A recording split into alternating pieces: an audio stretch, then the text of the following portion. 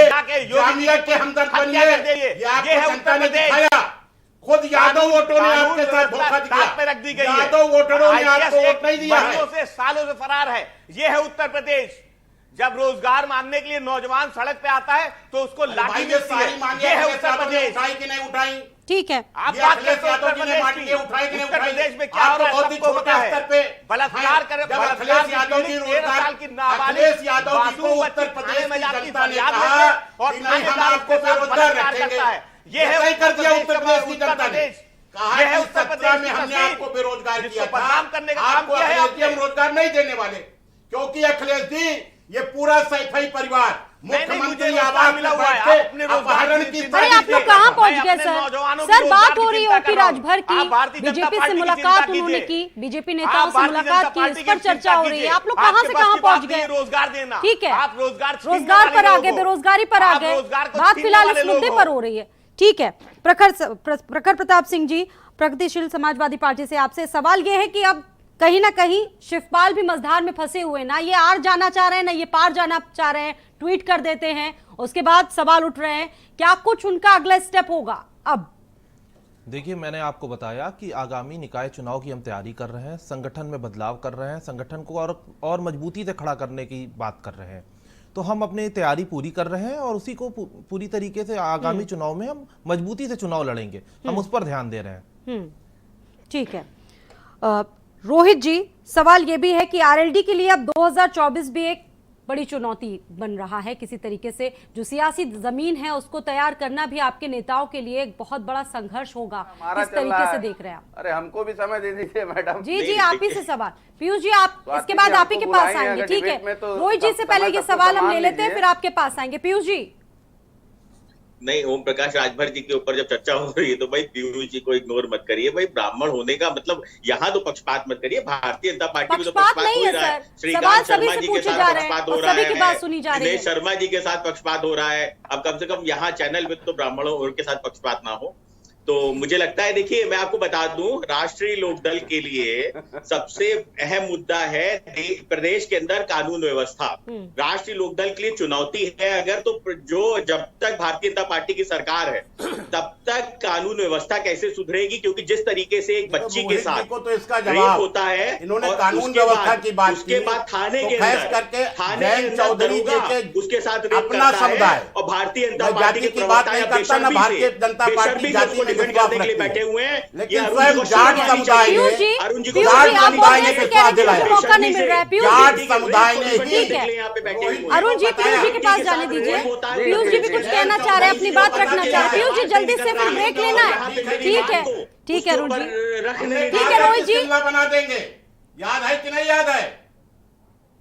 ठीक है, पीयूष जी अपनी बात कही। अरुण जी ठीक है, उधर होगा क्या, बुलडोजर कब चलेगा ये बताइए। जिस देखिए, जो भारतीय जनता पार्टी के यहाँ पे नेता जी बैठे हुए हैं, अरुण प्रकाश जी, ये झूठ बोलने की एक मशीन है। शुरुआत से लेके अब तक 25 मिनट 26 मिनट की डिबेट हो चुकी है, 24 मिनट की। ये केवल भाजपा के जो नेता बैठे हैं झूठ बोल रहे हैं और उसके अलावा ये कुछ नहीं बोल रहे हैं। चलिए, ये पूरी तरीके से मान लिया जाए कि अब बीजेपी में तो फिलहाल नहीं जा रहे, गुलाम नहीं है किसी के। राजभर जी ने ये कहा था, राजभर जी ने ये कहा था कि हम एक खुद पार्टी के राष्ट्रीय अध्यक्ष हैं, हम अपनी पार्टी के हैसियत से हम किसी से भी मिलने जा सकते हैं। नंबर 1। नंबर 2 बात इन्होंने जो कही कि कल जब दयाशंकर जी के साथ मुलाकात हुई है तो हमारे राष्ट्रीय अध्यक्ष जी ने कहा कि शिक्षा मित्रों की बहाली और उसके संदर्भ में आए थे।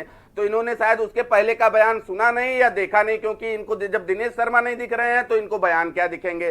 तीसरी बात, ममता बनर्जी जी के साथ शिवपुर विधानसभा में एक रैली हुई थी, माननीय अखिलेश यादव जी की, माननीय ओम प्रकाश राजभर जी की, माननीय जयंत चौधरी जी की। अब इनको या तो इनके चश्मे का नंबर गड़बड़ हो गया या इनको कुछ लोग दिखाई देना बंद हो गए हैं। तो ये केवल भारतीय जनता पार्टी के लोग जो बैठे हैं यहाँ पे, केवल सवाल है, उसका जवाब आप लोग नहीं दे रहे हैं, इधर उधर की बातों में भटक रहे हैं। ठीक है, चलिए ठीक है, ब्रेक ले रहे हैं, कानून व्यवस्था ब्रेक लेना होगा। ठीक है अरुण जी, अपने बेटे के क्षेत्र में उनको ठीक है, एक ब्रेक, ठीक है अरुण जी, एक ब्रेक छोटा सा ले रहे हैं और उसके बाद भी हमारी ये चर्चा लगातार जारी है।